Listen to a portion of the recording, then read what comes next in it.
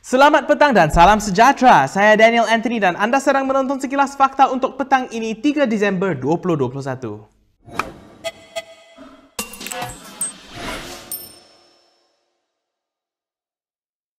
Menteri Kesihatan Khairy Jamaluddin pada hari ini mendedahkan varian COVID-19 yang dibimbangi Omicron sudah dikesan di Malaysia. Khairy berkata perkara itu disahkan berdasarkan sampel yang diambil daripada pelajar warga Afrika Selatan yang masuk ke negara ini pada 19 hari bulan November. Jujukan genom seterusnya telah dilaksanakan semalam dan mendapati keputusan positif bagi varian Omicron pada 2 Disember semalam. Kes ini melibatkan seorang pengembara bukan warga negara berusia 19 tahun yang tiba dari Afrika Selatan melalui Singapura pada 19 November.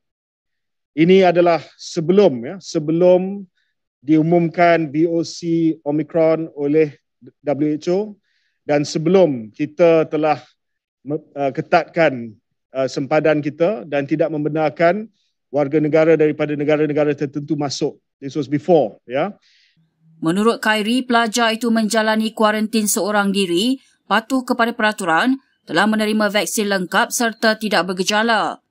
Pelajar itu juga katanya meneruskan pengasingan di rumah selama 10 hari selepas diberi pelepasan pada 29 November.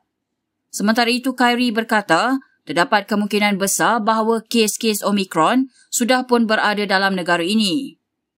Dan kita akan tingkatkan lagi surveillance genomik kita untuk mendapat kepastian. Yang penting kita tidak panik, yang penting kita masih lagi mendapat maklumat tentang Omicron ini dari segi kebolehjangkitan, dari segi kesan sama ada gejala buruk ataupun tidak. But whether it's an inevitability, we don't know yet. We are watching other countries as well. Berita seterusnya, PKR Sarawak telah mengurangkan jumlah kerusi yang akan ditandinginya pada pilihan raya negeri yang akan datang sebanyak hampir separuh. Daripada 47 kerusi, parti itu hanya akan meletakkan calon di 27 kawasan dengan kemungkinan 1 atau 2 lagi kerusi. Dalam satu sidang media hari ini, Pengarah Pilihan Raya PKR Sarawak, Dominic Ng berkata, pihaknya membuat keputusan untuk menumpukan kekuatan di kerusi-kerusi boleh menang. Berbeza dengan PRN pada 2016, parti itu juga tidak akan bertembung dengan sekutunya DAP. Wakil kedua-dua parti itu sebelum ini saling bertikam lidah berhubung rundingan kerusi PH bagi PRN Sarawak.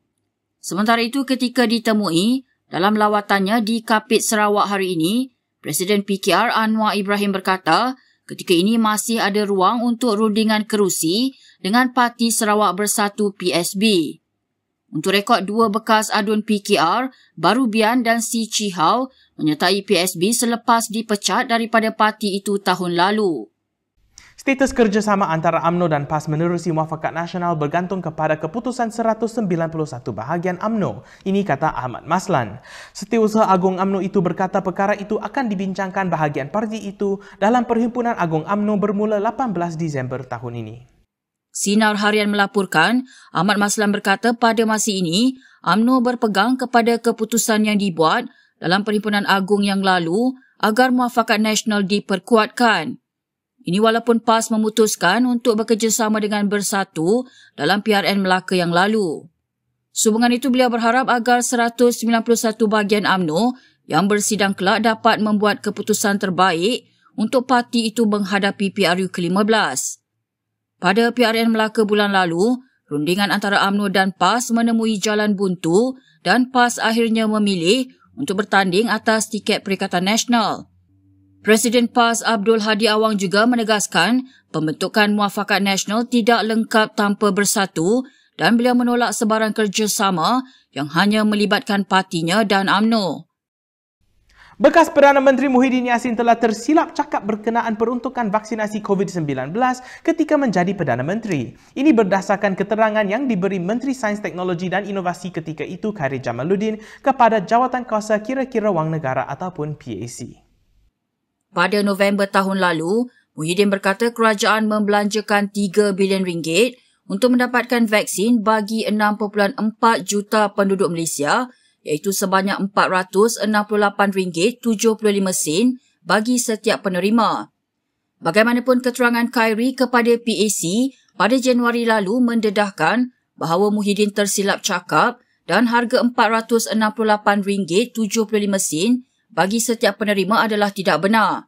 Sebaliknya, Khairi menjelaskan dengan matlamat berubah untuk memberi vaksin kepada 82.8% penduduk, kos pemerolehan vaksin adalah RM2.05 bilion atau RM77.35 bagi setiap penerima. Sementara itu, PAC secara umumnya berpuas hati dengan pemerolehan vaksin yang mengikut prosedur Kementerian Kewangan. Bagaimanapun, jawatan kuasa itu tidak berpuas hati kerajaan membayar premium kira-kira 16 hingga 18% untuk mempercepat penghantaran vaksin Sinovac.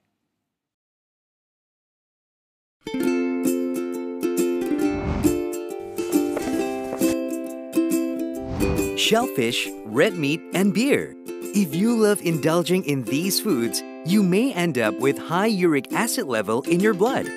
These foods consist high level of purine, a substance that will eventually break down into uric acid and be excreted through our urine. It is recommended that the amount of dietary purines should be kept between 600 to 1,000 milligrams per day. Having too much uric acid in your blood can cause attacks of gout. It can also cause kidney stones and blockage in the kidney.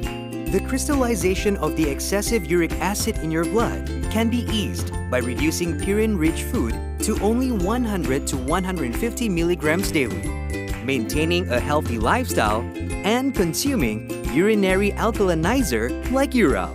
It consists of sodium bicarbonate, citric acid, and sodium citrate that increases the urinary pH and solubility of uric acid to prevent crystallization. Best of all, it's lemon-flavored and sugar-free. Ural, effective urinary alkalinizer. Neutralize your uric acid problem now.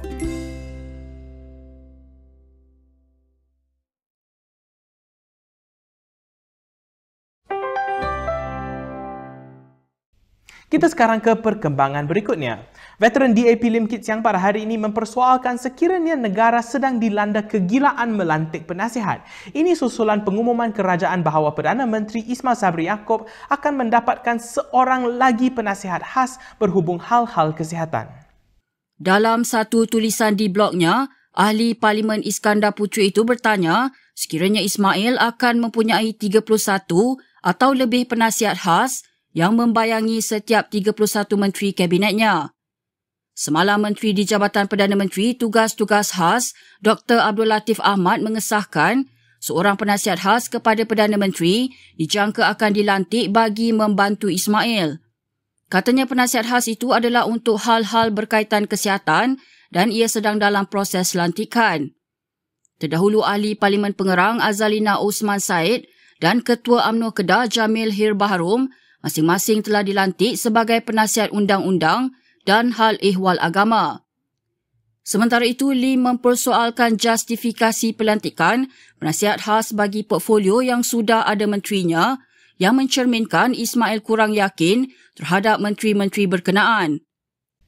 Dua lelaki maut selepas kenderaan mereka tertimbus dalam kejadian tanah runtuh di Simpang Pulai Blue Valley di Ipoh semalam. Ketua Polis Perak Mior Farid Alatrash Wahid berkata, mereka yang maut ialah pemandu lori sayur Muhammad Hafiz Hamdi dan pemandu sebuah MPV Tan Chi Heng. Selepas hampir 7 jam operasi mencari dan menyelamat, pasukan penyelamat berjaya membawa keluar kedua-dua mayat dalam runtuhan itu kira-kira pukul 10 malam tadi. Mayat kemudian dibawa ke Hospital Raja Permaisuri Bainun di Ipoh bagi proses bedah siasat serta tuntutan waris. Pemandu lori sayur itu dipercayai sedang dalam perjalanan ke Simpang Pulai dari Cameron Highlands, manakala pemandu MPV terbabit dalam perjalanan dari Gua Musang Kelantan ke Pulau Pinang. Pihak penyelamat juga mengesahkan setakat ini hanya 2 kenderaan yang tertimbus dalam tanah runtuh itu.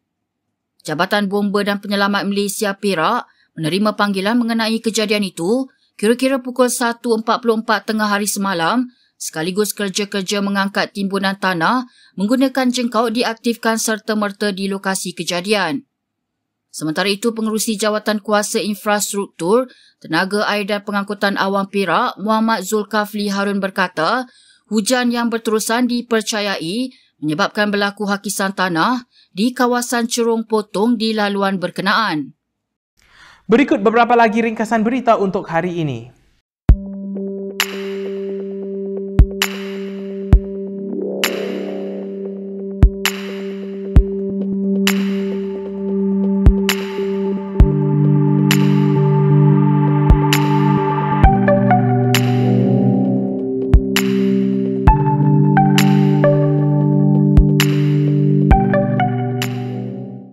Baiklah, sekian sahaja daripada saya Daniel Anthony untuk sekilas fakta pada petang ini. Untuk lebih banyak berita, anda boleh melayari kinitv.com. Anda juga boleh mengikuti kami di Instagram, Twitter, YouTube dan Facebook. Bila keluar, jangan lupa memakai pelitup muka dan bila boleh sila duduk di rumah. Saya Daniel Anthony, salam hormat dan jumpa lagi.